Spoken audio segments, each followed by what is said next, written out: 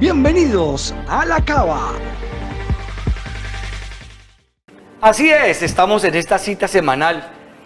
Los saludo con un fuerte abrazo, con mucho cariño a los que ya están pendientes de La Cava. A ver, ¿a quién va a traer Luis Fernando? Dicen por allá. Y como siempre, traemos los personajes, los ejecutivos, los deportistas, los científicos y lógicamente también los que tienen que ver con todo lo del arte.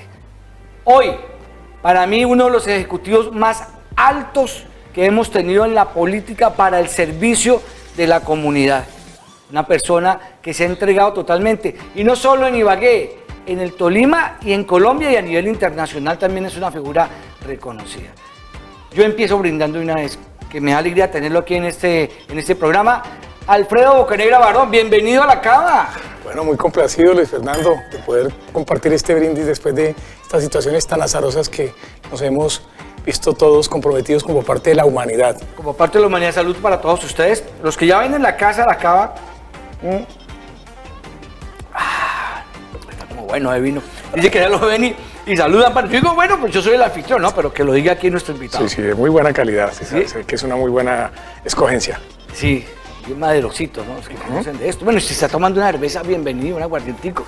Bueno, Alfredo, ibaguereño totalmente, ¿no? Sí, nacido ya hace 57 años, no sé a qué horas pasó tanto tiempo.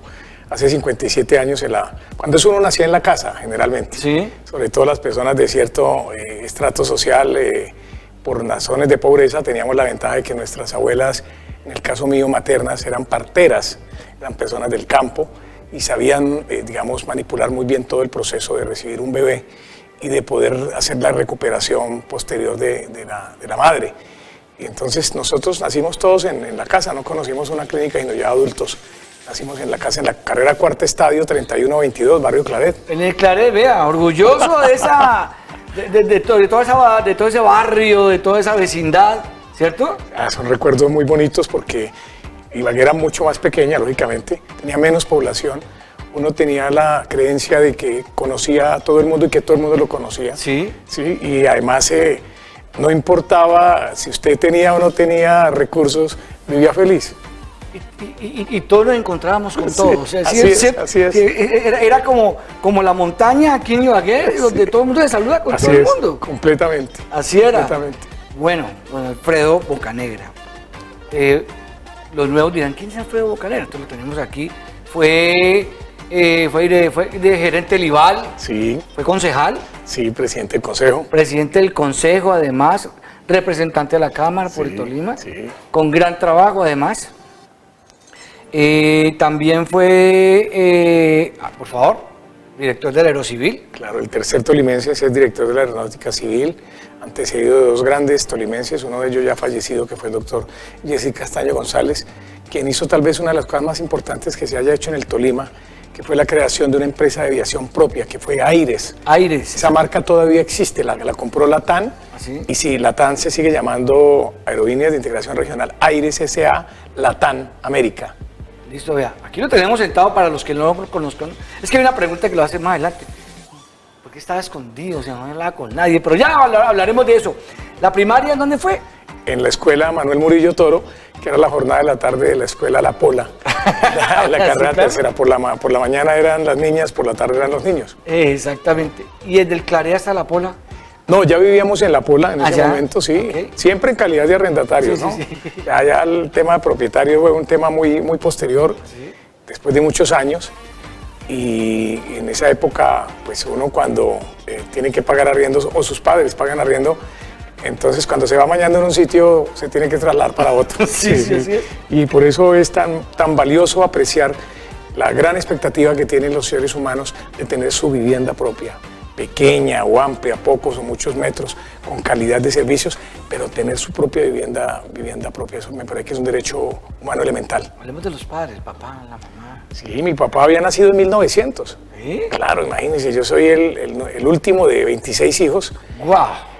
26 hijos en cerca de 4 o 5 señoras. ¿Sí? Sí. ¿Pero 26 hijos? 26 hijos. ¿Cómo llamabas? Mi papá se llamaba Campo Elías Bocanegra López. Campo Elías Bocanegra López, 26 hijos. Nació en el 1 de octubre de 1900, cuando finalizaba la guerra de los 1000 días. Sí. Cuando yo nací, ya mi papá tenía 64 años. Mira, pero el hombre siempre estuvo Parejo. Parejo, o sea, marchando muy bien. Sí, tranquilo, no se preocupen. El 26. Sí. Bueno, ¿y la mamá? Mi mamá vive, es una mujer muy robusta, muy buena, excelente ama de casa, una mujer muy sabia, de origen campesino, de Cajamarca, Tolima, con ascendencia caldense, del antiguo Caldas, viejo Caldas, y siempre nos ha acompañado, afortunadamente plena de salud, de vigor, y ella, lógicamente, en una diferencia de edad de 38 años con respecto a mi padre. Ah, ok, 38 años. 38 años. Pero sí, y tienen que ser porque mire, de buena contextura y además tragaños, porque es que yo no pensé que tuviera Sí, tantos años, no, 57 años, 57 se ve come años, pues.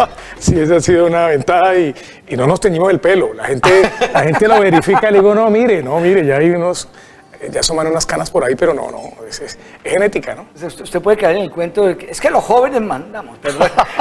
Los jóvenes para mí ya no va en la juventud, sino en la preparación y en la visión que tenga. Exacto, en la actitud. En la actitud. Exactamente. Así que usted empezó muy joven. Sí, casi que desde niño prácticamente. Con la política. Bueno, entonces hablemos ahora, pero hizo una parte de la primaria también en Melgar, ¿no? Sí, a mi papá en esa época lo nombraron alcalde de Melgar.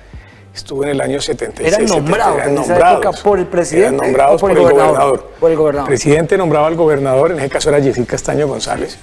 Y a mi papá lo nombraron alcalde de Melgar y estuvo allá el año 76 y el año 77.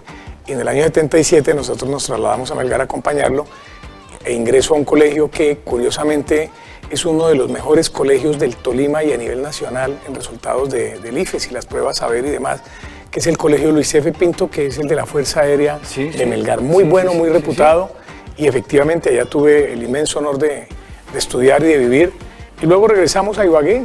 A pesar de que queríamos quedarnos viviendo en Melgar, regresamos a Ibagué nuevamente. Bueno, pasamos al colegio. Año de 1978, Mundial de Argentina 78. Primer mundial que yo recuerdo. Ah, pero así, y muy del fútbol, ¿no? Claro, Además. Totalmente del fútbol. Además, con esta triple fecha toca tener la camiseta todos los días. Y no solo lavarla, sino que como ya han sido tantos mundiales, pues uno tiene muchas camisetas. ¿No? Sí, te alcanza para el jueves, para el viernes, como hoy, para el sábado, para el domingo y para el otro jueves. Pues usted me contaba que estudió en el Manuel Antonio Bonilla. Sí, yo empecé. De la época nosotros nos acordamos de ese colegio, por favor. Sí, claro. Sí, al parecer, según dicen los registros académicos, las notas, las observaciones que hacían, al parecer uno no se da cuenta tal vez, o por eso tal vez a los muchachos, a los niños hay que comprenderlos, con bastantes problemas de indisciplina. Sí. Sí, pero eso no necesariamente es malo.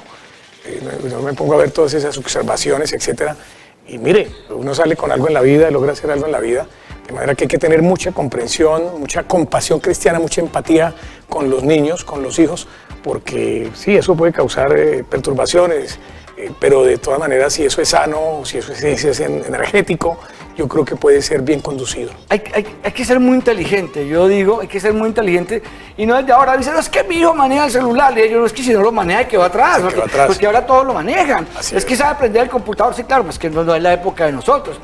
Y como tenemos una frase muy de nuestra tierra, es mejor atajar Que arriar. que arriar. Así es. Si nos queda grande, porque puede quedar grande como papá, es mirar uno por dónde canaliza toda esa fuerza, esa energía que tienen los muchachos. Y hoy los jóvenes de esta época contrastan con nosotros en el sentido de que no tienen paciencia. Nosotros teníamos paciencia, manejábamos lo que llaman en el fútbol los tiempos, Sí. pero los jóvenes no tienen paciencia, eso también hay que entenderlo. Y quieren ya copar todos los espacios, lo cual es legítimo, lo cual no está mal, está bien. Ah, bueno, nos quedan 3 minutos de ese primer segmento. Hablemos de la universidad. Se fue muy joven a la universidad. ¿Cómo hizo en Bogotá? Porque se fue para Bogotá en una época complicada. Bueno, ahora está más desafortunadamente. Pero era una época difícil. ¿Cómo hizo para que un niño pues tan joven ya enfrentándose con esa ciudad? En 1985 emigramos a Bogotá, fue una época muy difícil. Empezamos a estudiar en la Universidad Externado de Colombia, conseguí un trabajo que me permitía estudiar de día. Luego hubo un cambio, digamos, en la alta dirección, exactamente Ministerio de Relaciones Exteriores, hubo cambio de gobierno, de partido y demás. y fui obligado a buscar una universidad nocturna para trabajar en la jornada del día y necesitaba trabajar para poder subvencionar los estudios. Entonces me fui a la Católica, donde muy orgullosamente ingresé hace 26 años. Sí. Después regresé a Ibagué y empecé a trabajar, a litigar. El tribunal me hizo el honor de darme lo que llaman una palomita como juez en purificación, juez de familia. ¿Cuántos años tenían? Yo tenía 20 y algo, sí, algo así, sí. Muy joven. Sí, claro. Y después me especialicé en la Universidad Nacional, excelente universidad que me ha servido mucho. Y ahí ya después hice una maestría con la Universidad de Salerno, Italia, en ciencia política. Y pude volver al externado 35 años después a cursar un doctorado en estudios políticos. Y estoy pendiente esta hora únicamente de la fijación de la fecha para la defensa de la tesis doctoral. A todos, vea, y es que esto no es chicanear, esto no es que yo puedo estudiar en tal parte, no. Es que uno tiene que formarse. Que formarse. Y la disculpa no es el dinero. No, ni los años, ni la pobreza, ni los años, ni nada. Y hoy hay más oportunidades, hoy hay mucho más oportunidades. La primaria es gratuita y hay plan de alimentación escolar. Y en muchos casos, cuando hay presencialidad, hay transporte. Y en muchos hay hasta uniformes y insumos para los estudiantes. Y en el bachillerato también llegó en el sector público hasta el grado 11 gratuito. Y hoy con esta pandemia, que es un gran logro de la pandemia y de las movilizaciones y de lo demás, que Tolima fue un ejemplo en eso, tenemos la gratuidad también en la educación pública en nuestras universidades como la Universidad del Tolima. Así es. Vea, estamos empezando, vamos a brindar. Vamos a brindarnos, vamos a este corte, doctor. Vamos de nuevo, sáqueme. Gracias por todos. Aquí mojamos la palabra y cae bien. Qué bueno, pues. Muy Primera bien. vez que me toca así. ¿Vea, sí ven? Bueno, esto es La Cava, la tertulia que tenemos semanal con los protagonistas de nuestra región y del país. Ya regresamos con todos ustedes.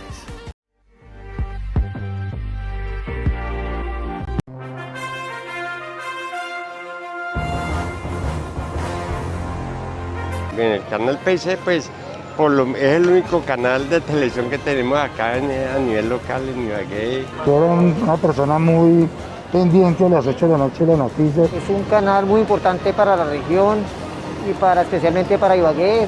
Y es el canal que a mí me gusta porque son las notas que da uno aquí al Tolima, donde yo veo a mis amigos músicos, pintores.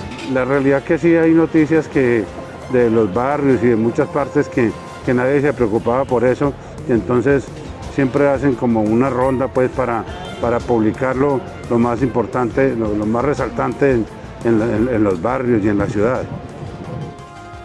El canal PIC y PIC Noticias en el corazón de los televidentes. Somos la imagen y la realidad de nuestra región. El canal donde usted sí se ve.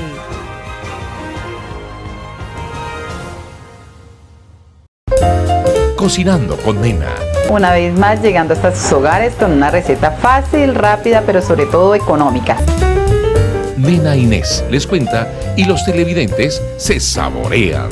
Pasan los martes y jueves en las mañanas de la televisión de los ibaguereños en Cocinando con Nena. Espero que ustedes allá en casa lo puedan elaborar, lo puedan comentar. Cocinando con Nena.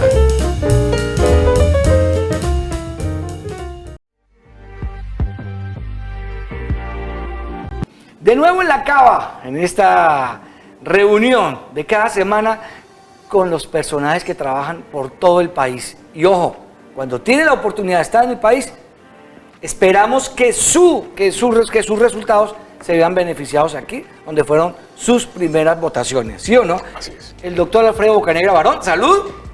Me dicen, vea, esto está... Y salud para todos ustedes. Esto está... yo me imagino la cantidad de gente que está viendo este programa. De verdad. Y aquí está, sentado en la cava. Antes de empezar a preguntarles, ¿por qué no he vuelto a hablar, doctor? Por muchas razones, y vamos a sincerarnos. Sí. Creo que este espacio permite la distensión, la confianza. Primero, fue un golpe emocional muy fuerte haber obtenido unos resultados que valoro desde el punto de vista de las personas que nos acompañaron, cerca de 12.700 ibaguereños y ibaguereñas. Pero eso nos ubicó en las 3 últimas posiciones de la elección. Estamos hablando de la elección de la alcaldía. Entonces, eso hay que reconocerlo, no es de esos que dicen, no, a mí eso no me importa, no, a mí sí me importó, me dolió mucho, pero son decisiones que hay que aceptar porque son decisiones de la gente. Yo la respeté totalmente y la asumí como una nota de respeto, poder permitir que quienes ganaron y están hoy gobernando, ya casi se aproximan al segundo año de gobierno, pues no tengan incomodidades que uno les esté acosando o les esté fastidiando, como llamábamos nosotros en la escuela pública, la colinería, ¿no es cierto? Sí, esa colinería le hace mucho daño a este país. Hay que dejarlos. Entonces, por eso, y aproveché mucho para poder cuadrar un poco la tesis doctoral, que es muy compleja, que hacen muchas observaciones, que hay que hacer corrección de texto, que hay que cambiar capítulos, que hay que hacer abstract en inglés, etcétera, una cantidad de cosas, keywords, etcétera. Cada vez que hacen las observaciones los jurados hay que empezar otra vez casi que a veces a replantear muchas cosas hasta que finalmente dicen, bueno, ya está ya la última revisión, aquí está el concepto y está listo para ir a defender. Entonces aproveché el tiempo para eso y eso le supone a uno como una especie de retiro. Y oxigenación y no pensar que ciertos líderes cogieron por otro lado. No hablemos de eso, ¿no? No hablemos, sigamos adelante. Más adelante vamos a hablar de lo que está pensando, lo que sucede ahora, porque es que toca hablar. O sea, y más los que aspiraban a ser alcalde, más con su recorrido. Porque si alguien conoce Ibagué, es Alfredo Bocanegra Barón, y el país también, que también vamos a tener que hablar del tema del aerocivil, de la aerocivil. Llega el Consejo, Partido Conservador. Fui 2 veces concejal, porque la primera vez fui suplente estando en la universidad, no pagaban, era gratuito. ¿Así? Antes había que pagar porque tenía que uno venirse en velotadas el día viernes temprano de la universidad para poder venir a las sesiones. Eran los días viernes y los días lunes. Y era ad honorem, cero recursos. Y era un consejo de calidad, había gente muy valiosa. Eso le iba yo a preguntar. Muy valiosa. Ahí estaba Miguel Merino, de una empresa importante de este país y del mundo, que fue ministro, que fue gobernador. Ahí estuvo Jesús María Pinto, estuvo Alberto Bejarano, que en esa época era de Cooperamos, el doctor Melo, que era el del Nuevo Día. Era gente de ese nivel. Sí. Germán Barberi, Flavio Rodríguez Arce, que fue consejero de Estado. Esa era la gente. Y vuelvo y repito, no pagaban. Y se sesionaba 2 veces, el viernes y el domingo, y usted viera el rendimiento. Y Ibagué marchaba muy bien. Marchaba muy bien, fue mejor en el pasado que en muchas cosas en el presente. Sí, porque pues, y así pues lo digo. Sí, muchos como que se quedan sin empleo, con respeto de muchos que trabajan en el consejo, pero empieza a darle vueltas y a cuentos llegar a un consejo donde no se ven los resultados.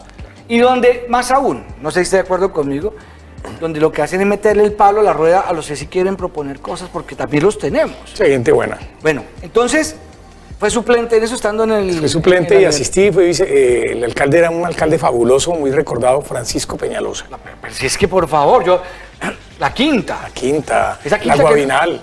Así hayan querido acabar con la quinta. Sí, no han podido acabar con nada de lo que él dejó, lo han podido acabar. Bueno, ¿y qué? ¿Entonces estaba de suplente? De suplente, y luego ya cuando ya me graduó y todo, en el año 97, decidimos armar un equipo y lanzarnos ya como principal, como cabeza de lista del consejo, y sacamos una excelente votación.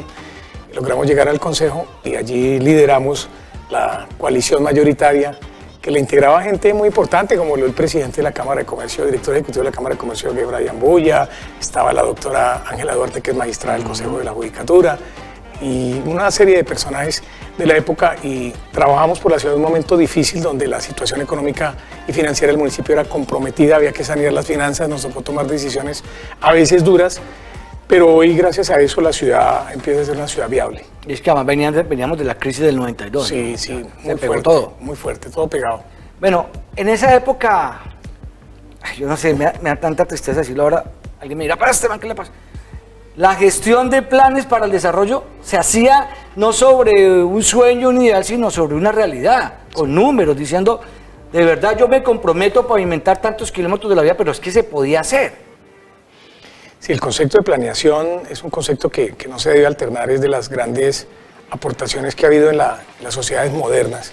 Curiosamente, el concepto de planificación del desarrollo surge en el comunismo, en el estalinismo, porque ellos, como no tenían una economía de mercado abierta, como la tiene Estados Unidos, Europa, como la tenemos nosotros también, ellos tuvieron que planificar sus economías, o si no, no comían. Claro. Qué iban a producir, qué iban a consumir.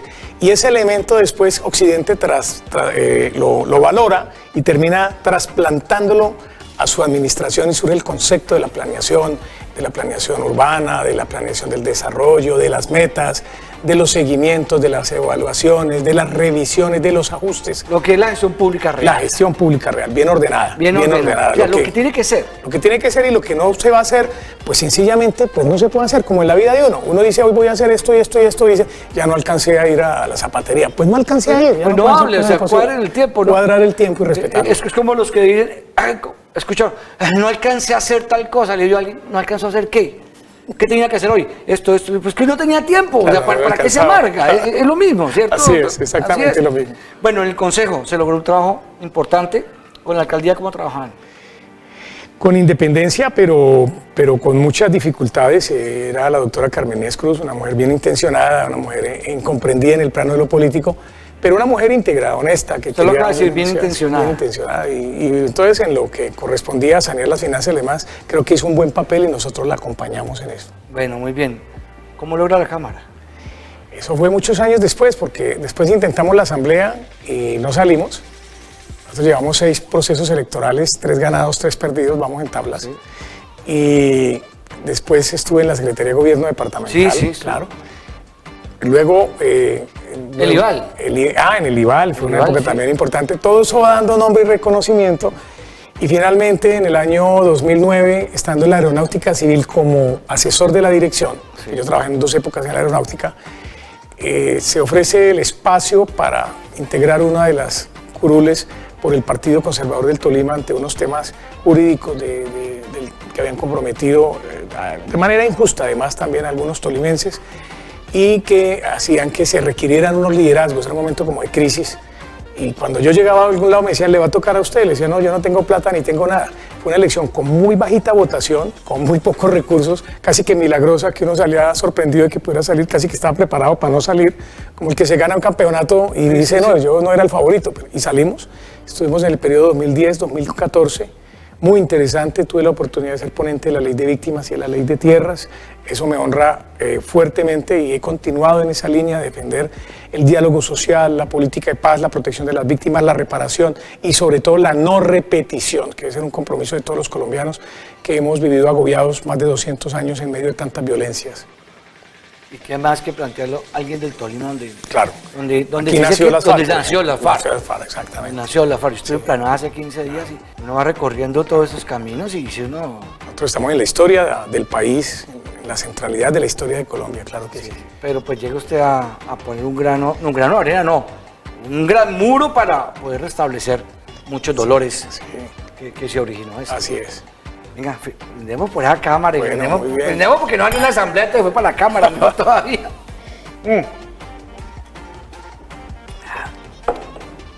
En el IVAL, quiero que toquemos el tema del IVAL. ¿Qué fue lo que pasó? Usted sabe cuando estuvo ese problema, que se querían dar, que los comunitarios, que las aguas, que lo envolvieron a usted y como, no sé si tenga la culpa o no, pero aquí tiene la cámara. Ahí se hizo una cosa bien importante. Me gusta que miró la cámara. Sí, una cosa bien importante.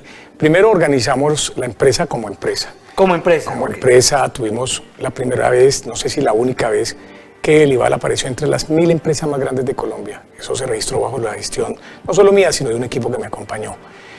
Y eso fue un momento importante para Colombia, donde el Tolima sonó por cosas buenas, Ibagué como cosas buenas y una gran capacidad de lo que podemos hacer desde Ibagué.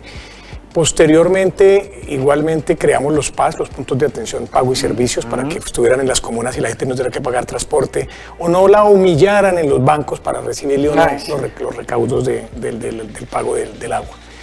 E igualmente recuperamos el proyecto que había dejado el exalcalde Álvaro Ramírez, recientemente fallecido, sobre el acueducto alterno, que pasó a llamarse complementario, y en el cual todavía siguen.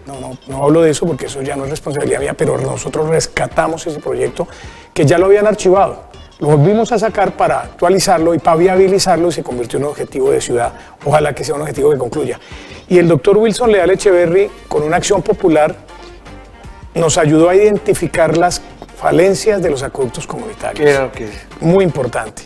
De manera que son personas que hay que mirarlas como unos colaboradores ciudadanos y jurídicos muy espontáneos. A la gente a veces en la administración le molesta que la demanden o que tal cosa. No, cuando a uno le dicen la verdad y le ayudan a descubrir realidades, uno lo que es actuar sobre esas nuevas realidades. Es que la responsabilidad nuestra también. Sí. Yo retomo otra vez ya, cuando uno habla ya de la acción por proyectos, que tienen que ser reales, tienen que ser beneficiosos, no para que unos cuantos tiren hacia un lado. Así es. Llega el IVAL a ser una de las empresas más grandes de Colombia.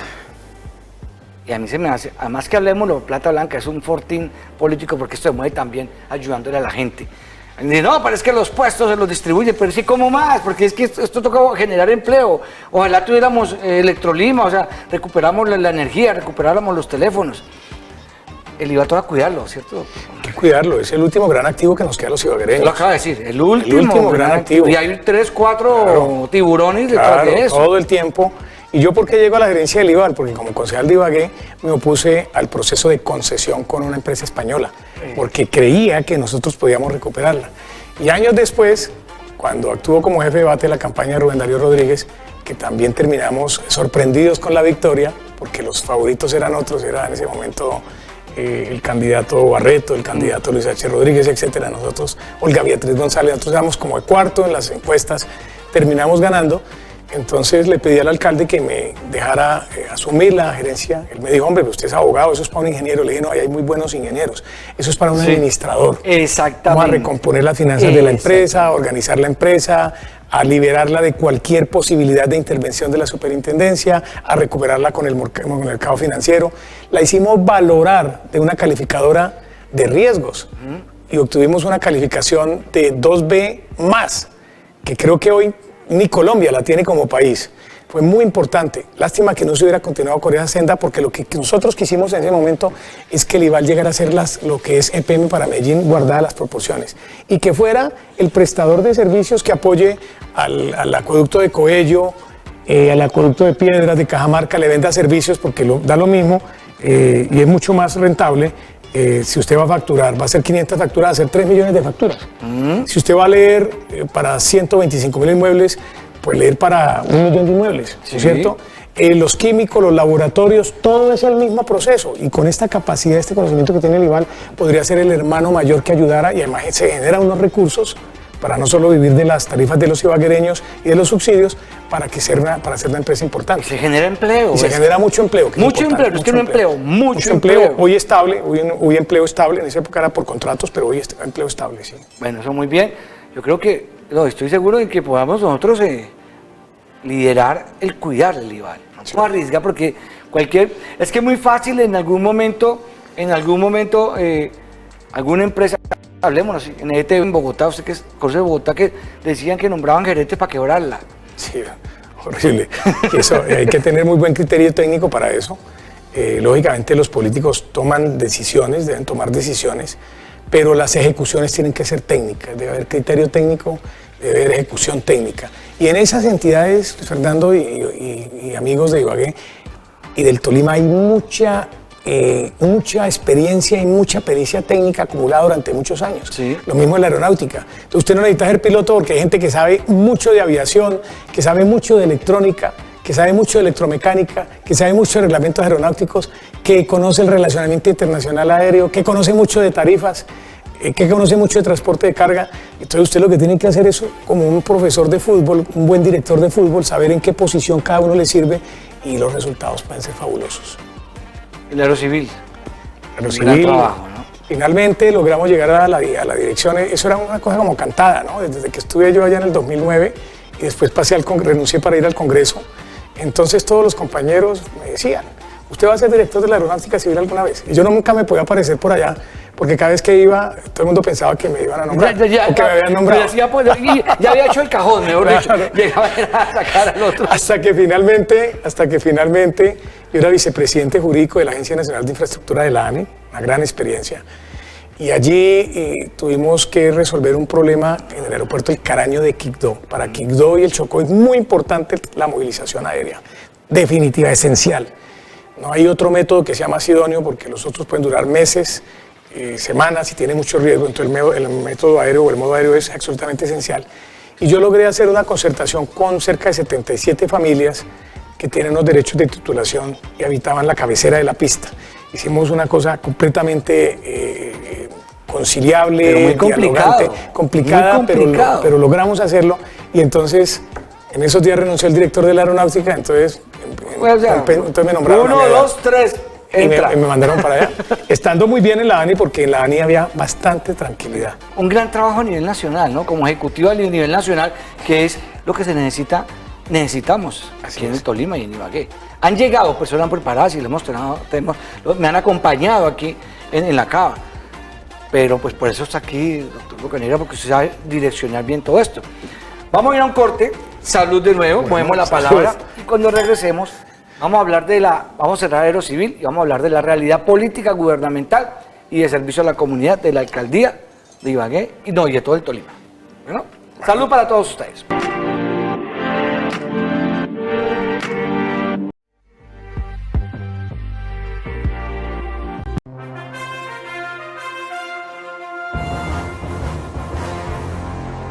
En el canal PIC, pues, es el único canal de televisión que tenemos acá a nivel local en Ibagué. Yo era una persona muy pendiente a las 8 de la noche de las noticias. Es un canal muy importante para la región y especialmente para Ibagué. Y es el canal que a mí me gusta porque son las notas que da uno aquí al Tolima, donde yo veo a mis amigos músicos, pintores.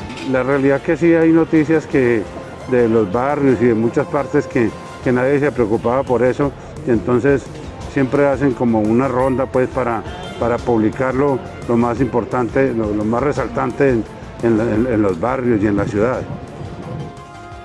El canal PIC y PIC Noticias en el corazón de los televidentes. Somos la imagen y la realidad de nuestra región. El canal donde usted sí se ve.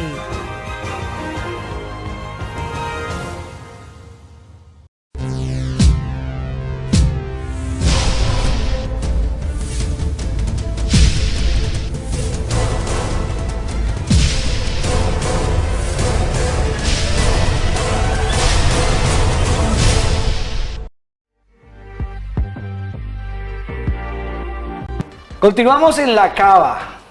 Protagonista ejecutivo a nivel nacional. Lo he repetido muchas veces en el programa, pero es que necesitamos personas que nos abran las puertas muy fácilmente en todo el país, en todos los ministerios. Alfredo Bocanegra Barón, salud de nuevo, vamos bien con ese vino. Vamos bien, todos avanzaditos. ustedes hasta ahora ya hay más de uno prendo.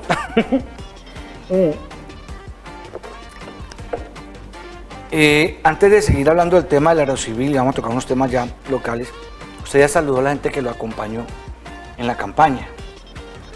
¿Qué le dicen ellos? Y ahí están y lo están viendo, ante lo que está sucediendo. La gente logra unos momentos de emotividad muy importantes, de convicción, de credibilidad. Yo llevo más de 20 años como profesor de la Universidad del Tolima, todavía lo soy, de la Universidad Católica, y lo fui durante más de 10 años de la Universidad Cooperativa.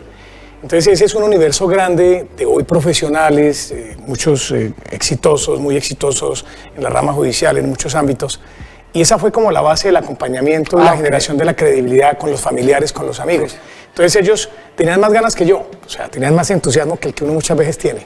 Y realmente por eso decidí llegar hasta el final, porque no podía defraudarlos y siempre me dijeron, no nos va a dejar votados, ganemos o perdemos. Le dije, pues si no les importa perder a ellos, pues a mí menos. Sí. Y entonces uno se la juega entero. ¿Sí? Bueno, está bien, ahí va, ahí les habló.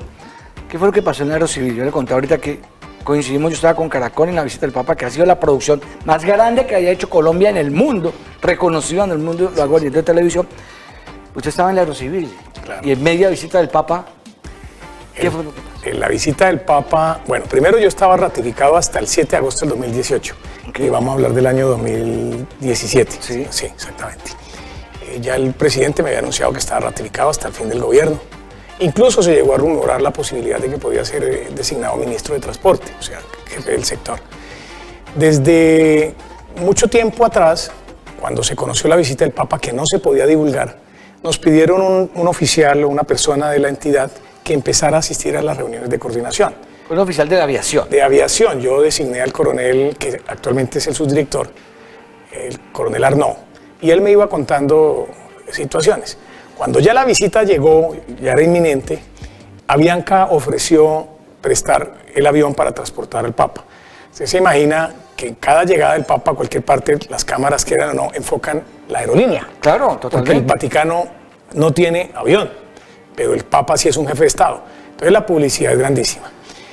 Faltando un día para el arribo del Papa, casi el Papa ya viajando, nos dicen de Avianca que necesitan una autorización escrita para que 3 personas de la Guardia Vaticana, de la mayor confianza de él, puedan portar arma dentro del avión. Que eso no se puede hacer. Bueno, ahí viene la discusión. 3. Ellos habían hecho el trámite con la DIAN de importación temporal del armamento. 2. Tenían el permiso del Comando General de las Fuerzas Militares. Habían hecho todo el trámite completo. Y no eran sino 3 armas. Esas armas incluso tienen unos elementos que no comprometen la seguridad aérea porque no rebotaría. En caso de que tuvieran que dispararla dentro del avión, no rebota, no rebota y no expone, digamos, la despresurización del avión. Eso iba yo, exacto, la presurización, que eso es explotar el avión. Exacto, explotar. Entonces, el secretario de Seguridad Aérea, que era un subalterno nuestro, un general retirado de la Fuerza Aérea, a quien yo había nombrado, me dice que él no firma ese documento porque eso está prohibido. Yo le digo que ¿dónde está prohibido? Entonces, saco la norma, que son los reglamentos aeronáuticos de Colombia, y ahí se habla de restricción. No prohibición. No prohibición. Una No, cosa vea, es la pues. restricción y otra cosa es la prohibición. Yo le pregunto a los que nos están viendo, ¿ustedes creen que el presidente de Colombia y el de los Estados Unidos, pero hablemos del de Colombia, en el avión FAX 001, que carga cerca de 70 personas, de las cuales por lo menos 35 son de seguridad, ¿usted cree que a bordo no llevan ningún armamento? O sea, el presidente se atreve a montarse en el avión sin ninguna persona armada. No existe ni aquí, ni en Estados Unidos, ni en ninguna parte del mundo. Entonces le dije, mire, general, es una restricción. Por eso los que transportan valores pueden cargar armamento a bordo. Cierto tipo de armamento, pero ese armamento está convalidado. Esos señores acompañan al Papa a todas partes del mundo, a Malasia, a China, a África, a Arabia, a Estados Unidos. En Estados Unidos les prestaron el avión presidencial del presidente y aquí les queríamos colocar una prohibición que no existe en el mundo. Entonces él me dijo que él no firmaba eso, que eso era ilegal. Y entonces le dije, no importa, general, tranquilo, yo lo firmo porque esto puede comprometer la visita del Papa, la seguridad del Papa, muchos elementos. ¿Cómo van a obligar a la gente a que transporte las armas en la bodega? Y en caso de que haya un incidente, pues no hay cómo reaccionar. Además porque habían cositas, Exacto. habían... Pues mire, han pasado 5 años. El acto que nosotros firmamos, nadie lo acusó, nadie lo impugnó. Se firmó y Se por eso firmó, se hizo... tuvo validez, no hubo rumores ni carta de protesta del Estado Vaticano ni de nada, no hubo ningún inconveniente. Sin embargo, el coronel, el general, yo consideré que no solo en ese tema, sino en otros temas, entre otros unos temas con Ibagué, que siempre se opuso a que hiciéramos la adquisición de unos equipos para permitir una operación mayor de Ibagué. Y siempre me decía de manera muy grosera lo siguiente, imagínate, yo lo había nombrado, el escaleño, me decía, bueno, director, sí, ¿y por qué para Ibagué? Sabiendo que yo era de Ibagué. No, pero ¿Y por qué para Ibagué? ¿Y por qué para Ibagué? O sea, siempre era... No, era... O sea, yo había llevado... provocando la cosa. Provocando la cosa. Entonces yo le sugerí que renunciara, él no renunció y dentro de una facultad discrecional yo lo separé del cargo. El ministro no compartió esa decisión, el ministro me dijo que lo volviera a reintegrar y que yo seguiría en el cargo. Yo le dije que yo no renunciaba a mis convicciones y entonces le presenté la renuncia al presidente y quedamos todos siendo amigos. Ese fue todo el hecho, pero venía de ocupar el primer puesto en buenas prácticas de contratación pública a nivel nacional. Primer puesto. Primera y única vez que la aeronáutica civil ocupa el primer puesto. Era de las más corruptas, primer puesto. Certificado por la Cámara Colombiana de Infraestructura, que es un órgano independiente del sector privado. 2. Ahora que se han liderado los informes de la Contraloría General de la República, en la parte financiera, en la cual tuve una ibaguereña que trabajó conmigo en el IVAL, con la que logramos ser una de las 1000 empresas más grandes de Colombia, era mi financiera en el IVAL, en la aeronáutica también. Logramos calificaciones del 87% en la parte financiera y del 76% en la ejecución general, administrativa, técnica de la entidad.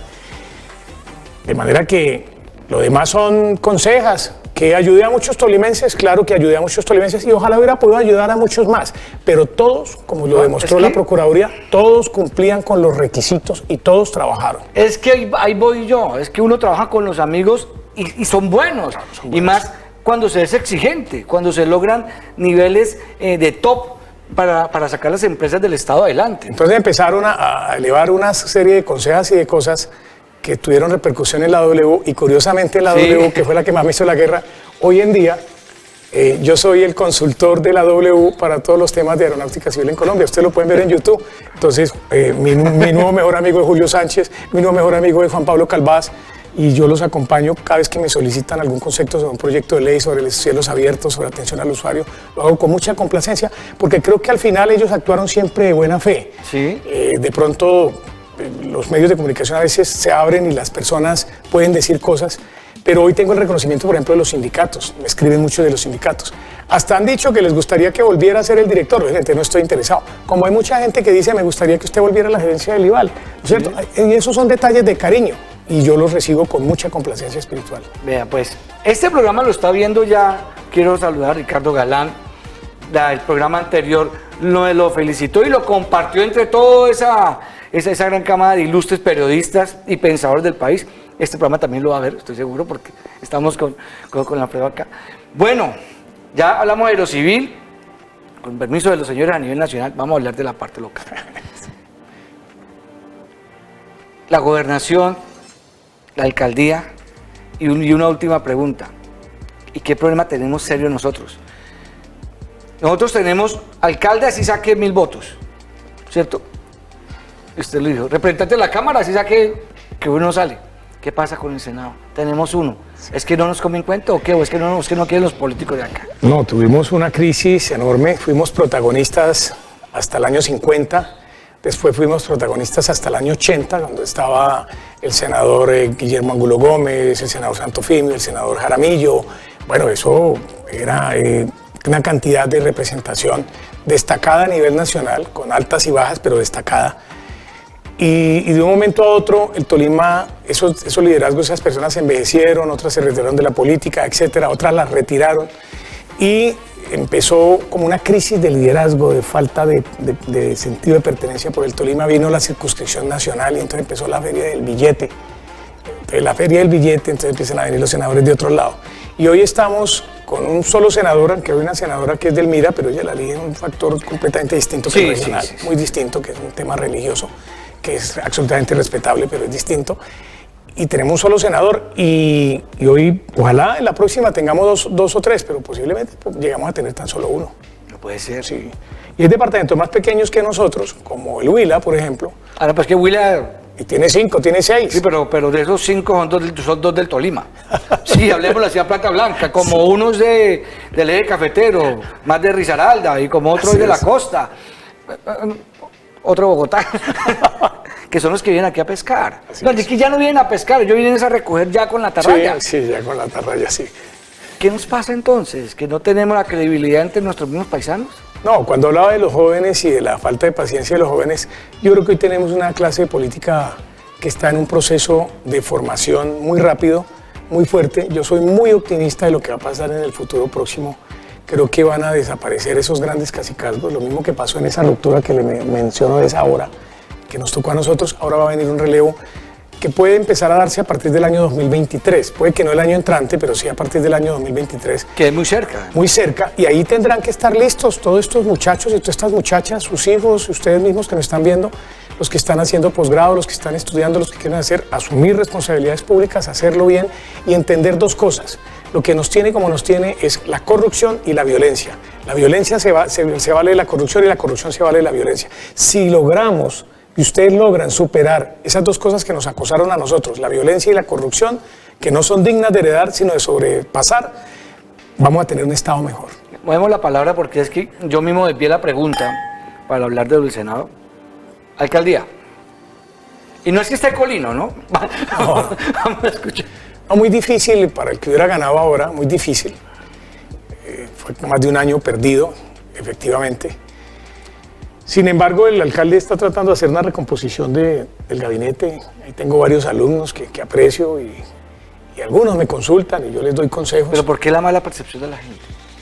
Hablemoslo del común y corriente, porque es que existe, uno no puede ocultar eso. Bueno, tiene 2 años más para recuperarse, ojalá lo haga y lo entienda y lo haga. Yo confío. Aquí hay lo acaba de decir, confía. Sí. El doctor Orozco, ¿cómo lo ven la gobernación? Yo creo que le ha ido bien. ¿Cierto? Sí, tuvo en la crisis 2 eventos favorables. De la tragedia puede salir algo favorable. Primero, el buen criterio de haber comprado la clínica El Limonar para fortalecer la prestación de la red. Maravilloso. Segundo, fortalecer el Federico Lleras como está hoy.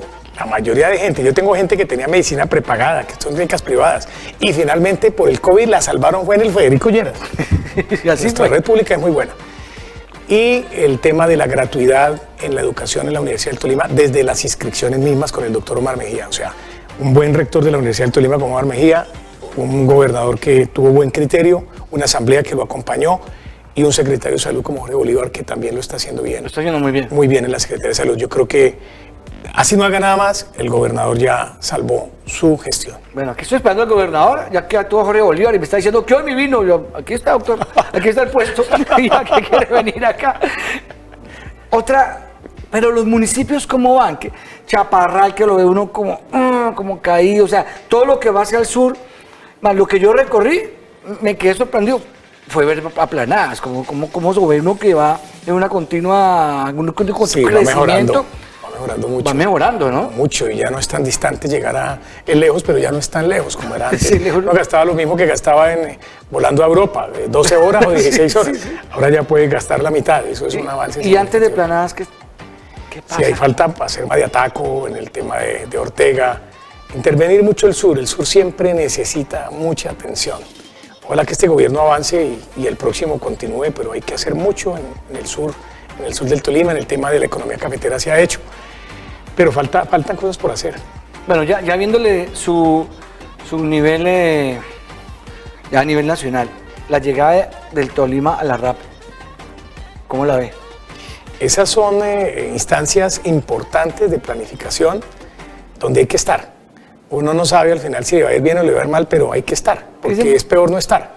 Y aspiramos a que haya un buen enfoque territorial, que haya una buena prelación, una buena priorización de las necesidades angustiantes del Tolima y que nos podamos nuclear y asociar con los grandes mercados. Los grandes mercados nuestros nos están rodeando por todos lados. Bogotá tiene 10 millones de habitantes y de compradores. Entonces necesitamos estar cada vez más comunicados, que a veces estamos tan cerca, pero pareciera que estuviéramos tan lejos. Nos pasa un poco lo de Colombia con Estados Unidos. Estamos tan cerca y a veces nos sentimos tan lejos, ¿cierto? Entonces nos falta como sacarle un poco más provecho a eso. Ojalá que todos estos instrumentos de planificación nos sirvan para eso. Bueno, voy a volver al Aerocivil. La pregunta, la de siempre, el equipo, que por qué Alfredo Bocanegra no lo trajo, si estaba en la Aerocivil, y por qué nos tienen volando todavía con bengalas para llegar. No, la aeronáutica es una entidad muy técnica y muy bien planificada.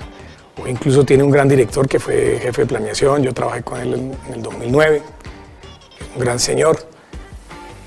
Pero hay unos planes maestros, por ejemplo, el que se está ejecutando ahora va hasta el 2050. A mí me tocó hasta el 2030. Entonces ya se sabe cada año, cada 4 años qué hay que hacer. Entonces para Ibagué lo que había destinado era la construcción de un terminal aéreo.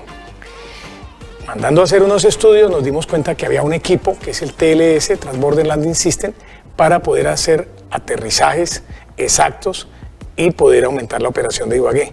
Lamentablemente, con el general que le hablaba, yo necesitaba el concepto de él y siempre me dijo eso, que por qué para Ibagué, que por qué para Ibagué.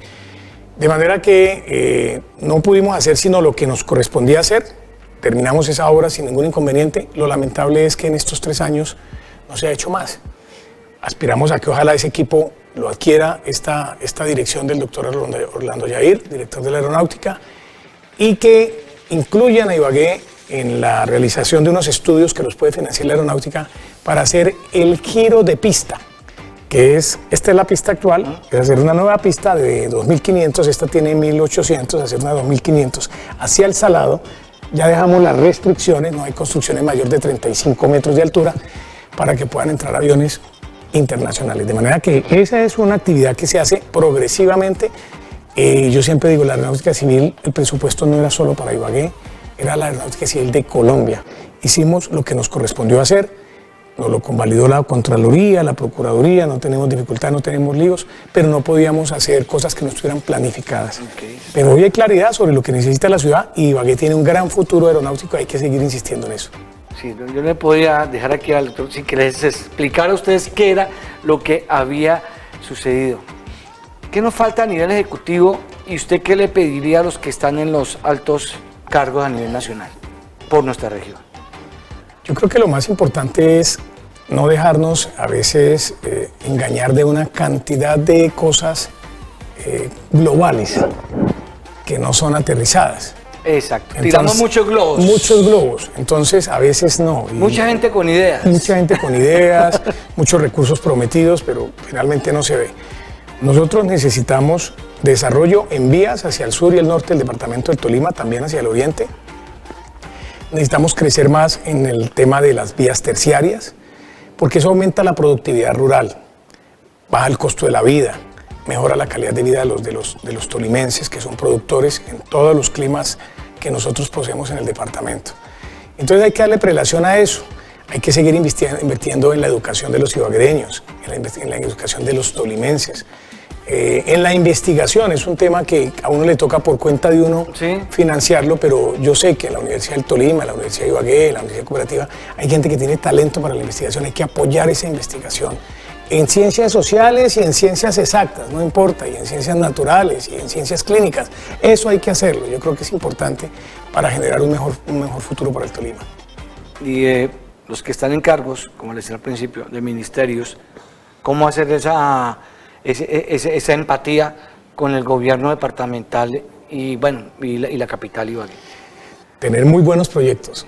Eso es muy importante. Es muy importante. Realizables, aterrizables, cofinanciables, porque es que lo que más le molesta al centralismo bogotano, y lo digo yo porque estuve allá, es que todo el mundo llegue con una totoma a pedir y nadie a aportar. Exacto. ¿Y en qué nos ganan los del eje cafetero y en qué nos ganan los de Antioquia? Que llegan a decir, bueno, yo necesito que la aeronáutica civil se vuelva socio de Río Negro y de Medellín. Aquí traigo 20.000 millones de pesos para que le metamos al aeropuerto. Y usted, director, ponga otro tanto. Llegan aportando. Pereira llega aportando. Y aquí llegamos pidiendo. Ese es el gran pues, buenos proyectos y cofinanciación. Con un peso se jalan 10 pesos. Tenemos que quitarnos la mentalidad del gratín. Así es. Porque es que, y ojalá no le compremos, como el emprendedor, vamos a ver quién nos va a regalar. Sí, no. Y vamos a ver quién trabaja gratis. No, eso hay que aportar. Hay que aportar y eso sorprende al gobierno nacional y lo compromete, cualquiera que sea el gobierno. Puede ser mañana puede ser usted estuvo a ese lado, al gobierno. Cuando llegan poniendo es muy difícil decirles no hay, porque ya uno de algún lado tiene que sacar plata. Pero cuando llegan pidiendo uno dice, déjeme, yo analizo, yo miro, vamos a mirar qué posibilidades tenemos, miremos el año entrante, miremos dentro de 2 años. Cualquiera llega poniendo, pues llega obteniendo. Así es. Bueno, saludo para la gente, estamos terminando el programa. Saludo, muy complacido, además con un vino de muy buena calidad. No, mira, ¿cuál es? Sale uno prendido realmente, sí.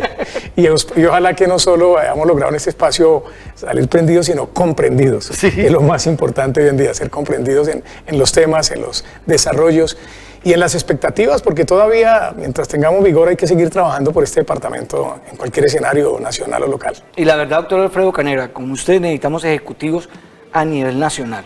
Necesitamos esos embajadores que en los Estados Unidos sí los tienen y en Europa. Así es. Y no los molestan. Se está ganando la plata y no hacer nada. Pues quiere sentarse a hablar con un ministro, a tomarse un vino para sacar un contrato. Eso necesita una estructura. Así es. Doctor Alfredo Bocanegra Barón. Bueno, muchas gracias. Muchas gracias por estar en la cava. Por invitarme a la cava, compartirla. Igualmente, salud por todos ustedes. Antes de cortar, decía, es que él pensó que esto era Coca-Cola. Decía que vaya a ver. Y en verdad sí es de muy buena calidad. Muchas gracias a todos ustedes. Muchas gracias, don José Cornelio Velosa. Muchas gracias por estar ahí en su realización. Y Lady Sandoval y todos los directivos de este canal. Dios me los bendiga. Nos vemos dentro de 8 días aquí en La Tertulia, donde hablamos lo que es y se destacan las personas que trabajan por la región. Esto es La Cava.